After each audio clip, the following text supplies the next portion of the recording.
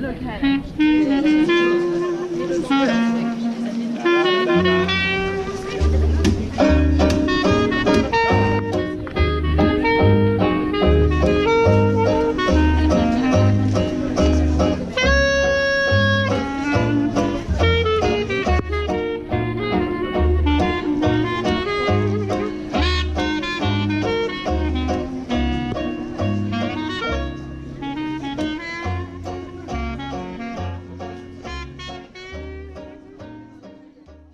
How are you?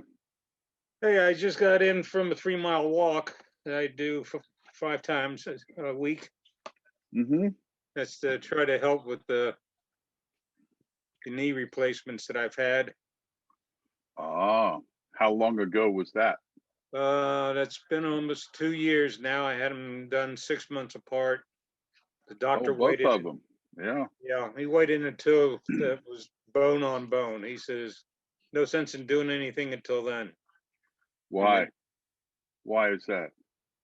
for some reason, I figured that the whatever he had to remove or anything else that wasn't the time until it was totally gone.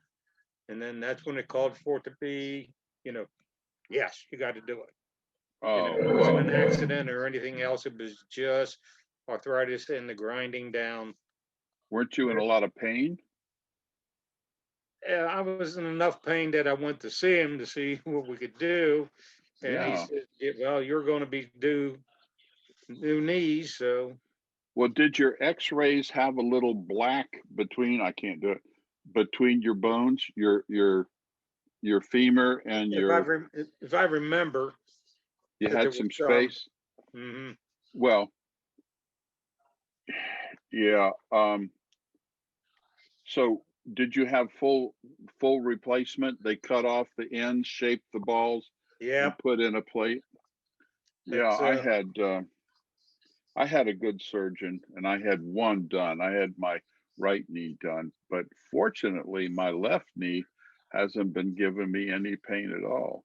Now, if I try to do a squat, I'll get some popping sounds. mhm. So, yeah, you were talking about walking 5 times a week. The the thing that I immediately thought of is how far do you walk? I only walk to the bathroom. Now, my sidewalk of my subdivision is 3 miles, Yeah, that's fantastic. and my knees are titanium. Oh, come on. Are you showing off here, titanium? I mean, That's all they're doing these days on it because they give you a 25-year warranty on them. you know, But money back guarantee. yeah, by that time, it won't matter. Yeah, So yeah.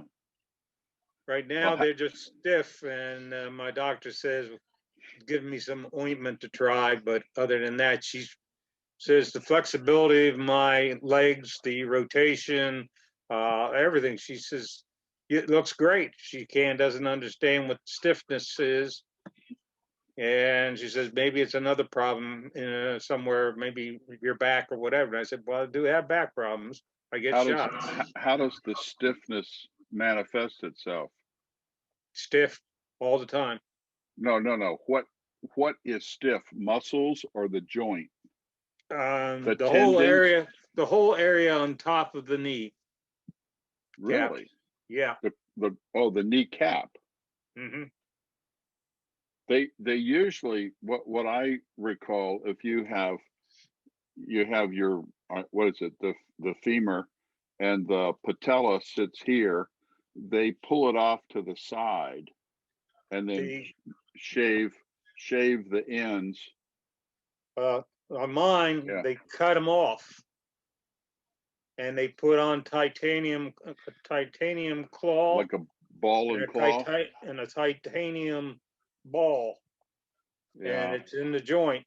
And then if the patella can be used, and they'll put it back. Otherwise, they got an artificial one that they just stick on top.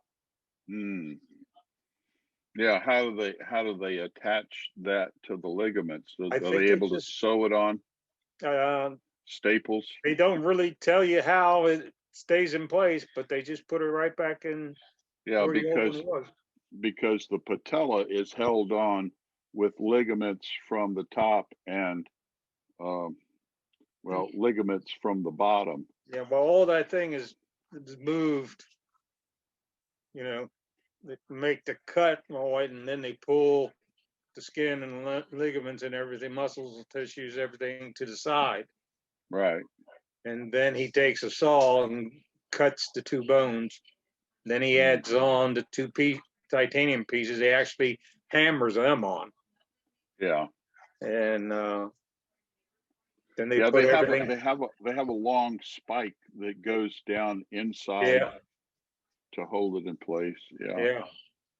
Yeah, mine was quote unquote non-cement. I don't remember exactly what that meant, but mine was they didn't cut off the end of the bones. Hmm. They shaved the periphery of the bones, and then they fitted the cup on the top, and they fitted one on the bottom, and then there was a maybe there was a plate on the bottom. I think there was a plate on the bottom, and they that it was able to. Well, I can't say how it works, but yeah, I'm exceptionally pleased with how it's come out. My whole problem in life right now is I got two issues. One is I have a aortic valve that's what's called stenotic. It's stenosis.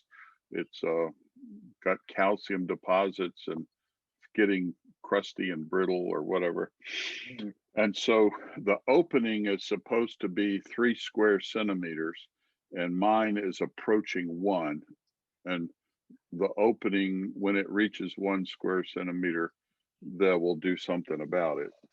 So I got a crappy blood flow, even though Yeah. the ejection quotient is good. It's 50 to 60%, which is normal. The other thing that I have no clue, and I think it has to do with diabetes.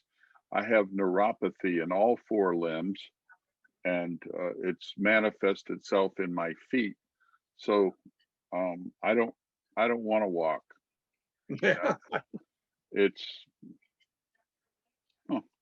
Anyway. I was just looking at a notice, but anyway, have you had any other malfunctions that you want to report?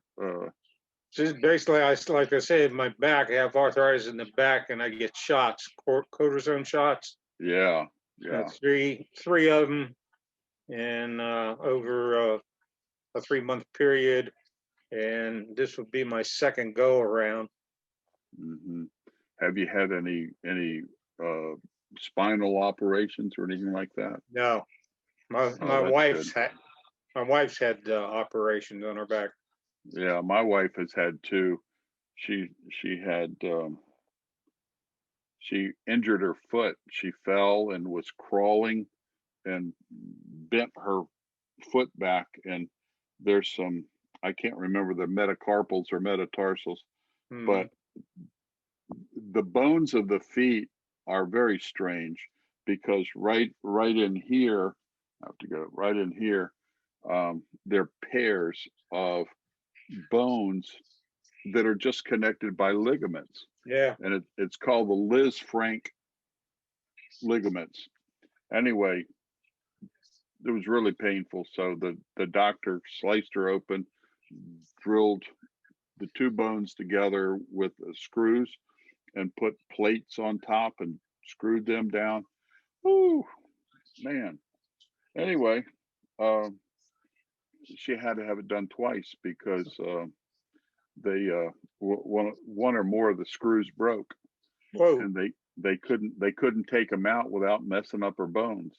So they had to put in bigger screws and another plate, and they it takes a lot longer because the uh, the bones have to be fused together. So the bones have to grow around all that hardware. Yeah. Oh, it's a mess. She's she's been 3 months. What do they call it? Not a cast. It's like a splint, a cast, and a boot. In a And she boot. has 3 more months in a boot. Oh, lovely. So it's like 6 months. I'm step and fetch it now. I can cook, I can do laundry. I just don't do windows or ironing. That's true. Well,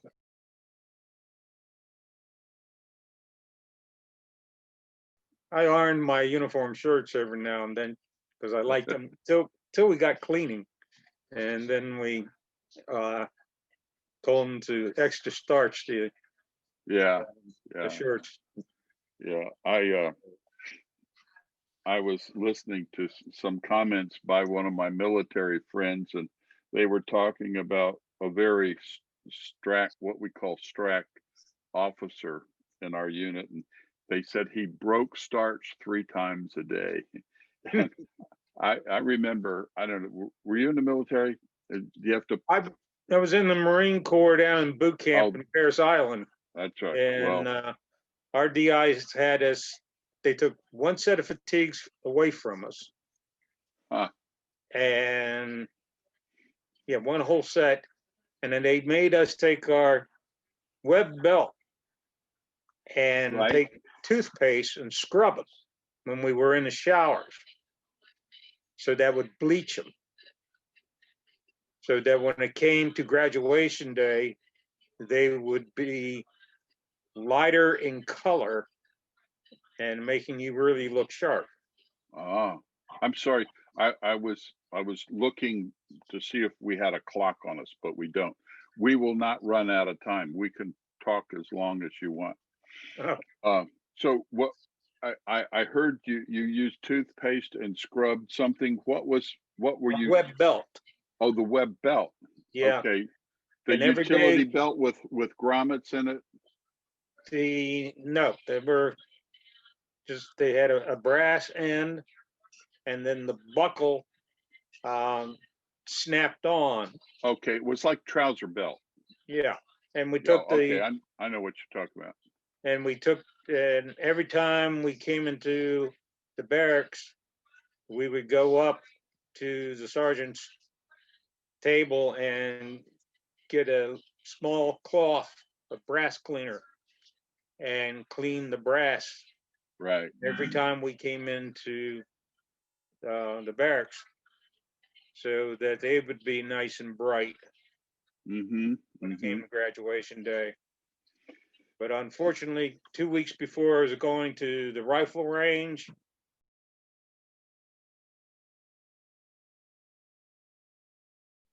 they called me into the medical unit, and they told me I had a bone cyst, I had a hole in the bone in this shoulder, which I fractured twice in high school. That's why I couldn't go out for football. Because every time it would come up for me to be able to go out and try out for the team, I ended up breaking the bone in my shoulder. The only thing that you could do, and they put me in a body cast, basically, that went all around me. My hand stuck out in the middle of it was fun dancing with girls, but other than that, so I never got to try out for football. But the military decided that they weren't going to take any chances with that medical part and gave me a medical discharge. Oh, wow. Yeah, that is really, really unfortunate from my mom was happy. your point of view, but the military, it was smart. They don't want to pay your medical bills. Right.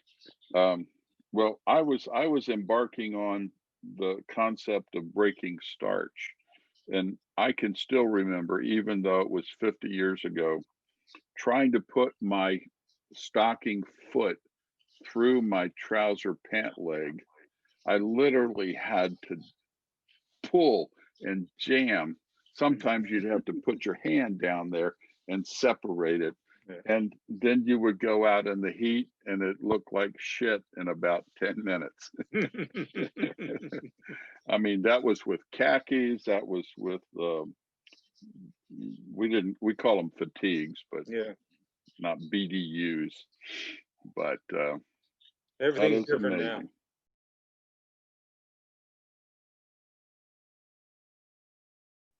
So have you had a chance to travel much? Yeah, we took a through our AARP group. Hmm. We were doing a lot of traveling through them. We've been to Hawaii, the three main big islands. We've been to Europe and went to Amsterdam, Denmark, Sweden, and Norway. Did you say Amsterdam? Uh, yes. How Uh, was that? um, I've always wanted to go to Amsterdam. um, it was pouring rain, but Typical. the circus there was very their amusement park circus thing that they have was very enjoyable in the rain, and that's about all we saw of it because we got there in the evening time. Oh, so And you didn't get to the Rijksmuseum or the no, what's the other one? The Van Gogh Museum, and they have no, some fantastic museums. That's why I want to go. yeah. Uh, Well, we went from there and got on a coach in the morning and went to Hans Christian Andersen's hometown and saw his uh-huh. house. And then we got on a ferry and went over to Stockholm and went through the museum over there where they have one of their galleons that the king ordered built. And on its maiden show off day, after they put it in the water, put full sails on it. And as it was going around the inside of the bay area, it listed to one side and sunk. It sounds And like Henry the Eighth's Mary Rose, well, which sank in the harbor. they finally salvaged it, brought it all up, and built a museum around it while they restored it. Mm. And it actually is 3-story high. This building that you can, you go from the ground floor all the way up to the top of the ship. It was a How beautiful ship. how how let's see. Do you remember when it sunk and when they brought it up? How long was it underwater? Oh, A couple probably hundred years? probably 300 years. Yeah. That's about what the Mary Rose was. They brought it up in basically pieces. It's in Portsmouth, and I Well, got this to I got to go see the uh, Lord Nelson's ship. I'm trying to mhm. think of the name of it, um, and that's in pristine condition. It's amazing. But the other one was just chunks of wood, and they had to spray it with water for years Yeah, uh, to keep it from splitting and rotting and all that kind of stuff. yeah. That archaeology is absolutely fantastic. Um, the BBC has some of the most wonderful educational type popular shows on television.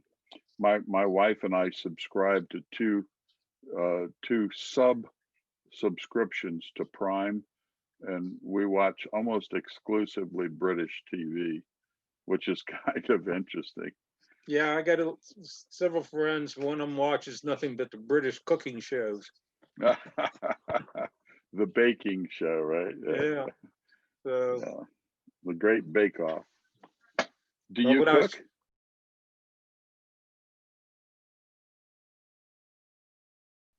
uh, I did when I retired. I told my wife, I said, "You go do your political stuff, and I'll do all the cooking and cleaning up." And Good for you. that's what I've been doing when when I tried to get into law enforcement. I was having problems because of my shoulder. Every time they saw my medical discharge, they shook their head. The only place I found that was so desperate for personnel was the Department of Correction in DC. So I joined them and was on the midnight shift in Lorton, Virginia, up at the medium security, which had Max attached to it. Hmm. It no longer exists because they closed everything down. They used to have their own farm where they get all the vegetables. They had cows for milk, and they had a steel foundry that they had in there where Really? they built beds and lockers for other prisons, and they also had a brick building uh, facility, Hmm. which built all their dorms and everything of Lorton. And then they Where was their quarry for their clay? I don't know if it was close by or that they had it brought in, Hmm. but it was free labor for them. Well, there was a lot of clay on our farm, Yeah, and it wasn't red clay, but boy, I'm sure it could make some real. It made digging post holes really difficult. I would imagine. Yeah, Down Lorton there, probably I would imagine that there was probably a lot of clay in the ground too. yeah. So it And happened. anything on the ocean side, on the Atlantic side of the Appalachians, probably had a lot of, you know, I guess it eroded from uh, what do they call it, granite and basalt to metamorphic rock and sedimentary rock, and then it just ends up as really fine particles, and that's your clay. They have platelets that slide like this. I got interested in making pottery, and that's how I got interested in Wow. clay. And one of the interesting things, tidbit, the early potters, they were looking for clay resources for clay, and so they would look at the what they call mason bees, or what we used to call mud daubers, and they would go find their nest, fire them, and see how well they did, and then they would follow them back to their source. Mm. Isn't that clever? Yeah. Yeah, Just my mother blows had a me away. potter's wheel put in the basement of our house, and so Your she did a mother? lot. My mother, she was an art teacher Oh, at that's right. Surrattsville, That's right. and Mrs. Hayes.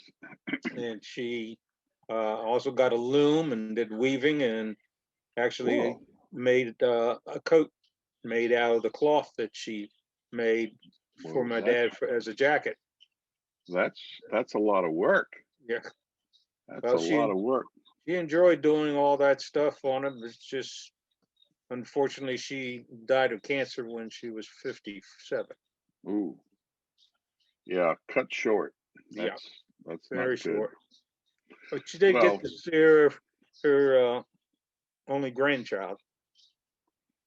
good, But good. he wasn't even quite one when she passed away. So is that your son? Yeah. Do you have you didn't have any brothers or sisters, did you? Yes, my sister Sally was Oh, class of 63. She oh, okay, designed the school seal cool. and went on to Indiana University and then Georgetown and all sorts of other things on it. She did quite well business wise. Well, in what business? Art? She did some graphic work. She did um, got into some financing companies and worked with them, which did her real well. Oh yeah, yeah. That's Fortunately, she's you, got Parkinson's now, oh and no. um, almost 2 years ago, I had to take her out of my father's house and brought her up here to Frederick, where I live, because we were 3 hours away. And my dad passed away in 2012, so Oh she was no. basically all alone. Yeah. And so she needed to have this constant help, and Yeah. there's no way I could do it back and forth. Oh yeah, that's way too much on the caregiver. Yeah.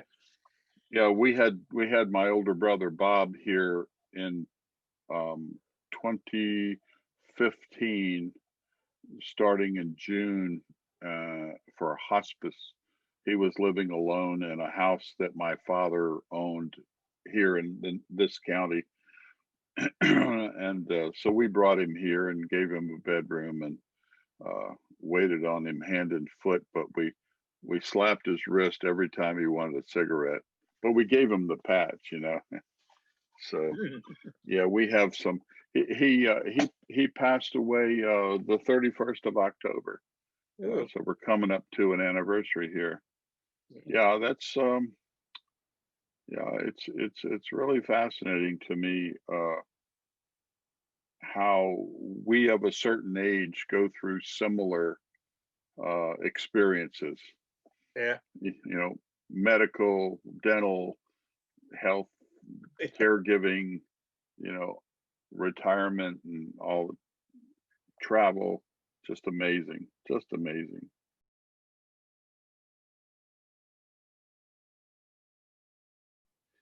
So, do you have any hobbies outside of I can't remember if I asked you that before, but I followed my dad's footstep in doing some woodworking. The first house that I moved in with uh, my second wife, um, the two of her kids had moved out, and so I left the bedroom next to the master bedroom available. And I asked her, "Did you like to have a room that went from the front of the house to the back of the house, and with a sliding door to go out into the balcony?" And she said, "Yeah, that sounded okay." And she went grocery shopping, and when she came back, the wall was down,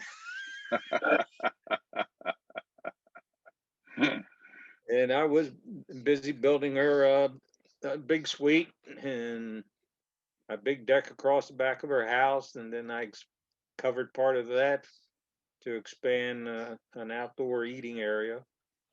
Then this house that we're now living in, uh, right here in this office, this bookcase that you see behind me, I put that all in here because this was a fifth bedroom basically, but it's on the small side. So luckily we didn't need another bedroom. right. So I built it in with the bookcases an L shape on it. And this, see the patches back here on this Uh-huh. board? That's all different police departments that I traded patches with over the years. Oh, I see. That actually, I have a four-drawer file cabinet behind it. The door open up on the side so you can open up the drawers and pull them out. Mm-hmm. Mm-hmm. So, That's fascinating to me because we had a reunion of my military unit. eh, My the I don't know what you call him, the host. He was he was roasting two guys. Um, One was a full colonel, non-combatant. He was a civil engineer. mhm. He didn't make general, but I guess because he didn't. I don't know what it was that held him back. Maybe it was the fact that the army was slowing down or slimming down. Anyway, they they were they started this big hubbub between combatants and non-combatants. I didn't give a shit. So they started collecting patches that were not non-military. They had Maytag. They had one guy. They had the initials. It was uh, LIT, and that colonel was of Lithuanian extraction. Uh-huh. it stood for Lithuanian in training. I mean, it just got really silly. Yeah, All the well, different we had patches a you can. timeshare in down in St. Martin in the Caribbean, and I got in. It's two countries, and half of it is French, half of it is Dutch. Hmm. And I have their patch, and the French side actually has a little button pin that you button underneath your breast pocket, and it has a metal insignia with their shield on it. Mm. And they gave me one of them in place of for my patch. And Oh, went here it is. went to I'm Europe. sorry. I'm sorry. I was trying to figure out how to show that. Anyway, my battalion commander, right, he just passed away, and right before he died last year, he got these what are called challenge coins, and Yes. there's like a big Mhm. disc, and to me it's too freaking heavy to carry around. But if you get caught in the bar without your challenge coin, you have to buy a round for Drinks. everybody in the room.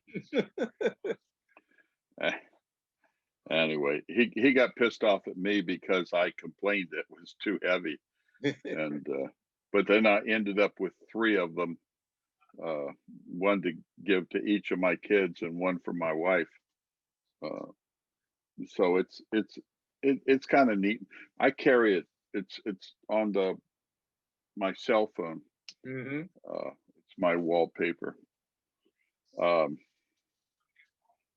so so you went to Europe. You went to the Caribbean. You sound like you went to the Caribbean often. Yeah, we had a timeshare um, in St. Martin. St. Martin, and we also had one in the Virgin Islands. Mm-hmm. And, well, actually, we had two in the Virgin Islands, and we got one. We got one in Florida, and we got one up in Myrtle Beach now. Um, we Which is go, South Carolina, right? yeah, we go to Florida each year to go see my son who lives in outside of Orlando. Mm-hmm. And so we use Myrtle Beach as the halfway point, spend a week there, and then finish up to go to our place in Daytona. Actually, in Mm. Ormond Beach is where our Mm-hmm. timeshare is. Mm-hmm. I So, like that over there.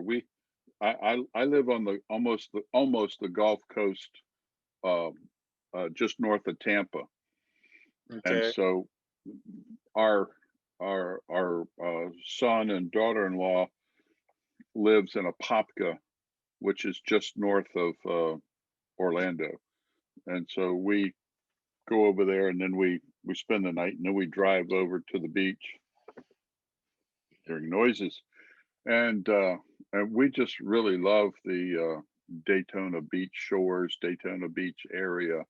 Just it's the ocean that we like, Yeah. because the tide the tide here in the bay is like 8 inches or 12 inches or something like that, unless there's a lot of wind, a storm and stuff like that, and then they won't let you on the beach.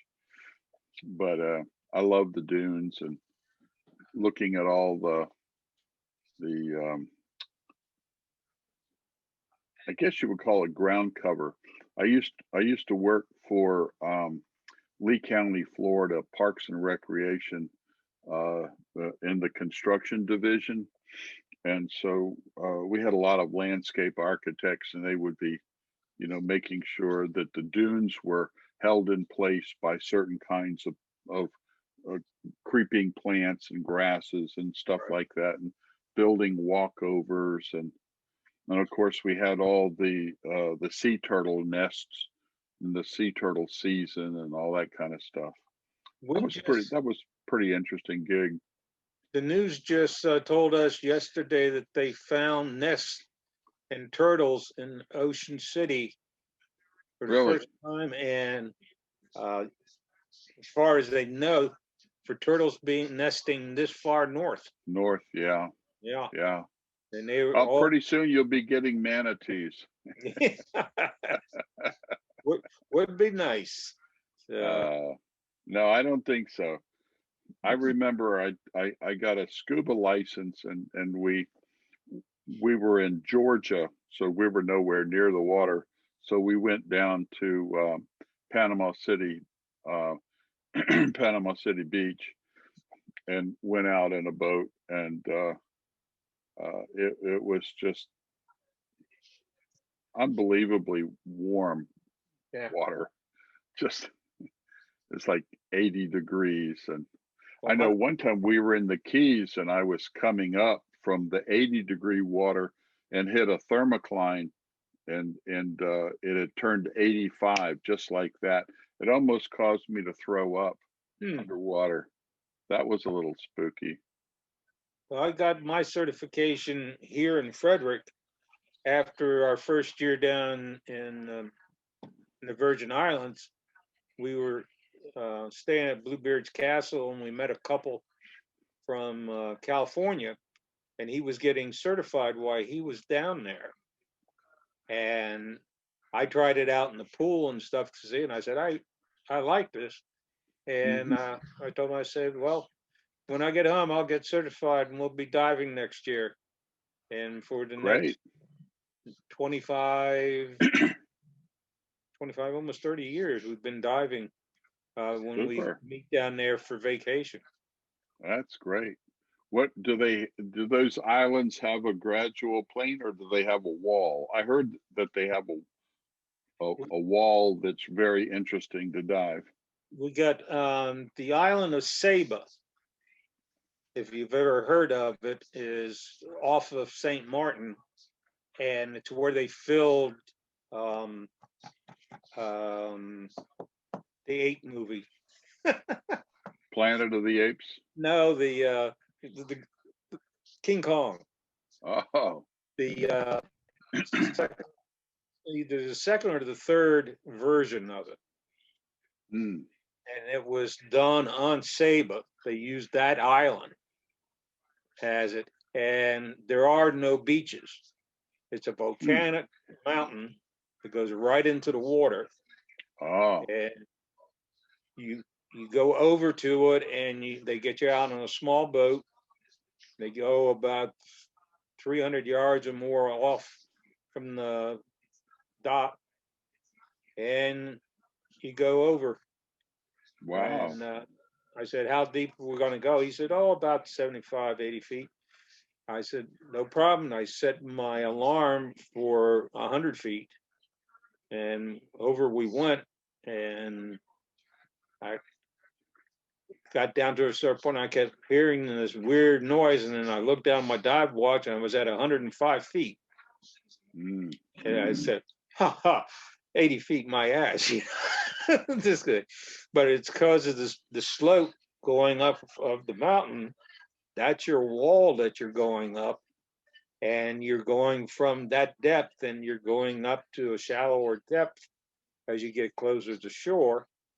And since there's no shore, that's where the boat meets you when you finally do come to the top. And you've done Uh-huh. your decompression just through the dive itself. So I see. So they drop you off in the deeper area, and then you swim your way to the surface, inland. Yeah. Is there much in the way of coral and sea life? You see everything.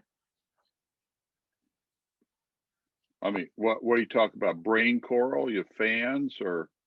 All of that, and you run into the more eels, more barracudas, octopus, lobsters, um,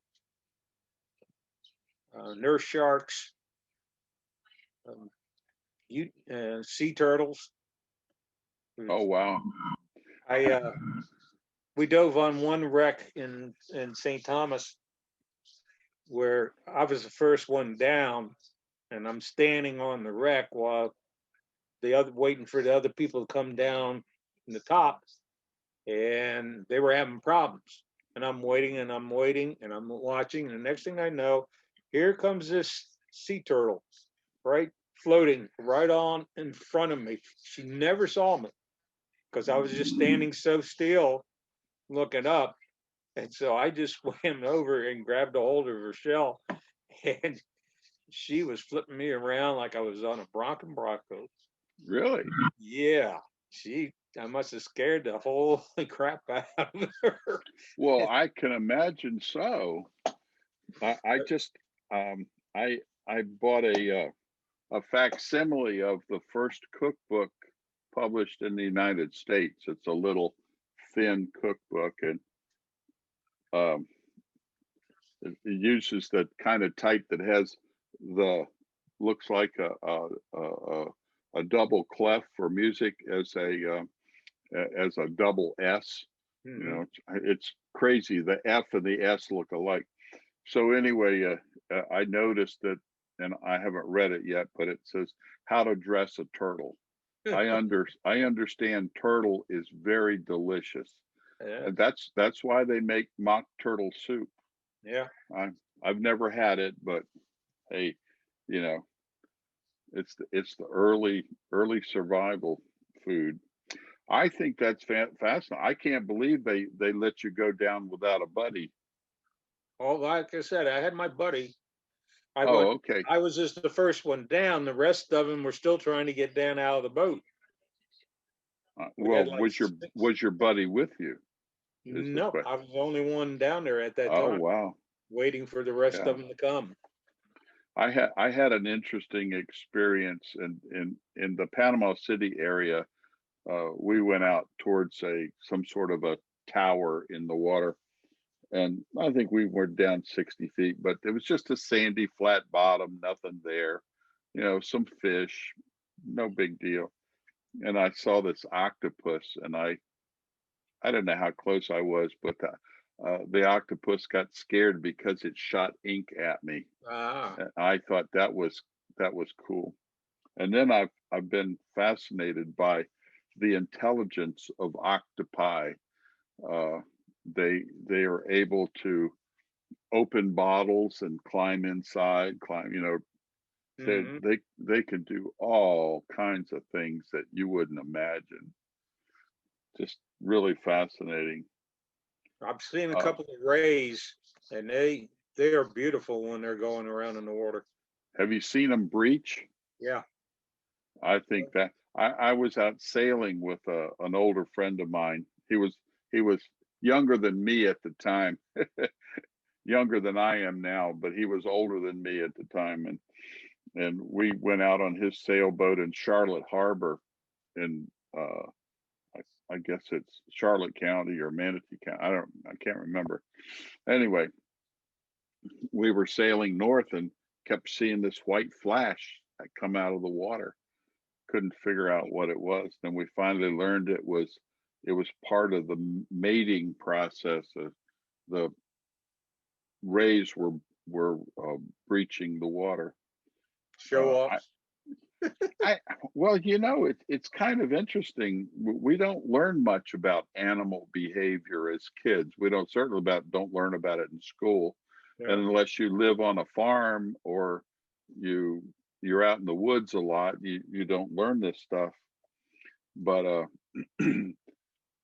that was fascinating, and I remember one time we were sailing, and you know, here in Florida, the onshore breeze, I guess it's offshore breezes, bringing rain clouds, 4 or 5 o'clock at the peak heat of the day would Mhm. bring in a thunderstorm.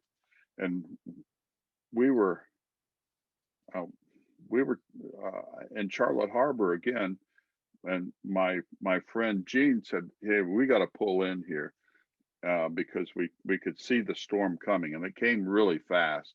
So we put the motor on and got into a small harbor, and the rain was just so heavy, was pelting the water, and the fish were responding to it and coming up and out of the water. I guess they were thinking it was food or something like that. I don't know why they did that, but it was a hellacious storm. I was really grateful that he knew what he was doing because we could have capsized Yeah. and drowned in that storm. Yeah, and it reminds me of another short story. He was going away, so we couldn't go sailing, and but he and his wife both encouraged me to take their, it's a 25-foot Watson or something like that, little sloop, and so had a motor on the back, and he lived in Cape Coral where we had to go out some channels and canals to get out to Charlotte Harbor. And I got out there. I got stuck on sandbars twice, Hmm. and I had to get a kid with a motorboat to pull me off one of them, and because I couldn't see where they were, Hmm. and anyway, I was I was sailing north up Charlotte Harbor, and I was noticing that I was on a beam reach, and I was noticing that the water was getting choppy. I was seeing white caps, but I was getting closer and closer to the shoreline just gradually. And I tried to turn into the wind and couldn't turn.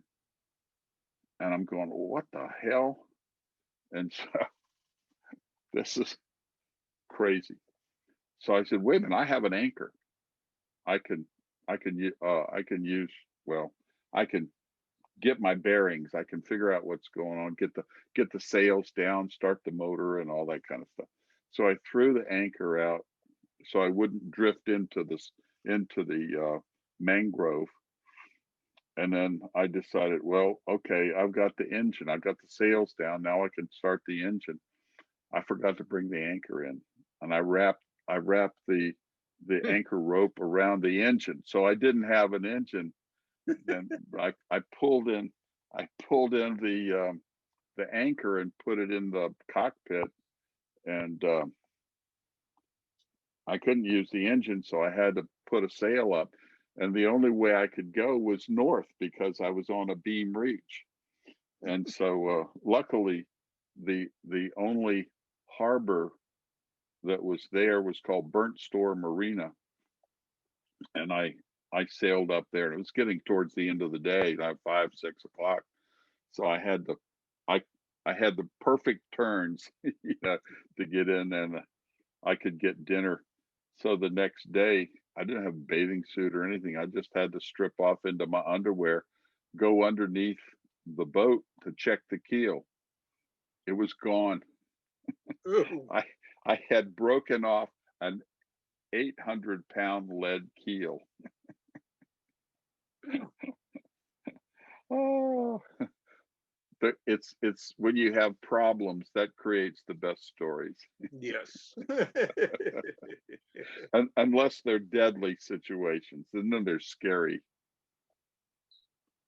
Yeah, I we only got to leave the country. Judy and I only got to leave the country twice, and we went to Paris and Normandy in 2017, and we circumnavigated England, not Great Britain, but England, in 2018. But just, I'm not going to tell a long story, but I had to turn a car in, and we had to turn it into a train station in southern Paris. We picked it up at the airport, went to see Monet's, digs, came back, and I had to turn it in. It was Saturday night. It was late. Well, nobody told me, there was nothing in the literature that the office was in a building across the street from where the car park was, and all their car parks in France are underground. So you go down and down and down and down like this. And so I got down, I found a spot. I couldn't find anybody to turn the car over to. So I parked the car in one of the company's empty spots and left. Well, I got the subway back, got off at my station, but I was on the side of the subway station that didn't have an exit to the surface. You had to go up and over the tracks and down the other side to get to the exit. I couldn't figure it out because I couldn't see it from where I was standing. This was Saturday night. This is midnight, right? So finally, I found the exit, walked the 2 or 3 blocks to our apartment. Judy had showered and gone to bed. I couldn't raise her on my cell phone, and I couldn't get into the building. I I stopped. This was the Jewish gay quarter of, so there was lots of couples of guys traveling back and forth. And I tried to stop one. I said, "Do you speak English?" "Oh yeah, I just speak a little." Well, they couldn't figure it out. Anyway, I couldn't figure out how to get into the building because the instructions said, and this is the building code, but they didn't say it was the access code to get in the building. I thought it was like a building code, like for getting a license to build something. I didn't know what their number system was. So I finally got a guy who, I gave him Judy's number. He called Judy through the United States back to the 4th floor apartment, and she came down and let me in. It was, oh, it was so frustrating. I'm going, oh shit, I'm going to be here all night out on the street. So anyway, those make the best stories, the problems.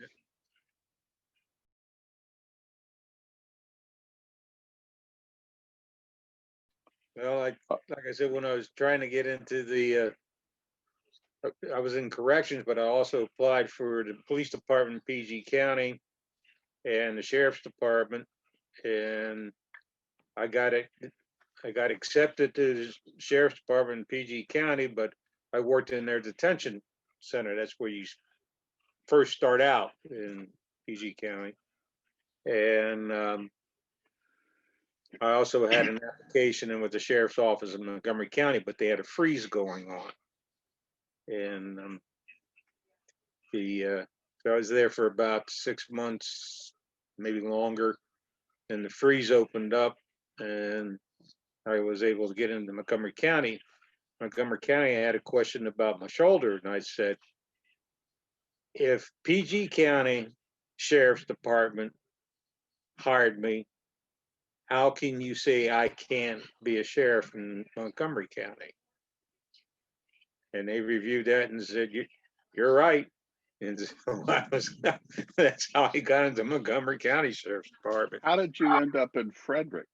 That's a different county. Frederick is where my wife lived. Oh, she's from there? Yeah. Well, not from there, but she and her first husband, he was a teacher, and he taught at the college up here in Frederick, and that's where they moved. And so she commuted from there to the office every day. I lived in Gaithersburg at the time, and we finally got together and moved in with her up here. Made the commute every day until she retired. How far was that? Is that 50 miles or 40 miles? Not that. Depending on, it's at that time in the morning and then in the afternoon, 270 is just nothing but a parking lot. Yeah. So you had to leave an hour before you were scheduled to be at work in order to make sure you got there on time. I bet you got to listen to a lot of audiobooks while you were commuting. Or did you like talk radio? Yeah, it was always something else. I mean, we were in plain clothes in the beginning. We, I think it was about 5 years after I came on the force that we finally, we got a new sheriff in and he decided to put us in uniform. Did you get a uniform allowance? No, we only had, when we were in plain clothes, we used our car to serve papers in their civil section. And so that was extra money we got each month while you worked in that section. Then I'm later, sorry, I missed that. Where was the extra money? it was for using your car to serve Oh, papers. okay. Okay. That was a little bonus. I mean, back there, we were only making, just barely making $10,000 a year. Yeah. I have no concept of salaries. I did find something that 1945, 46, when my father returned to the Library of Congress, he was the assistant personnel director for the library, and he was making just over $5,000 a year. And the Librarian of Congress was making something like 10 grand a year. Mm-hmm. So it's really inflated a lot. Yep. So do you like Frederick? It's a quaint town. They have some nice eating places and Sort of like a tourist town, isn't it? yeah, and stores. There's the we almost call it the canal that the Frederick was flooded out downtown many years ago, and the mayor decided that this was never going to happen again. So they built a floodplain underground so that the main amount of water went through these huge tunnels Mm-hmm. underneath the small decorative canal they built on the top to have plant life. And at Christmas time, there was sailboats on it, all decorated up, and open face cafes all over the place. So Wow. Is it, you got a good climate there for outdoor eating? in the summertime, it's very nice. Oh, that's nice. I mean, That's right really now with nice. the virus, I don't know what they're going to do this winter. These stores that they've closed the main street so that the businesses can move their tables and stuff outside.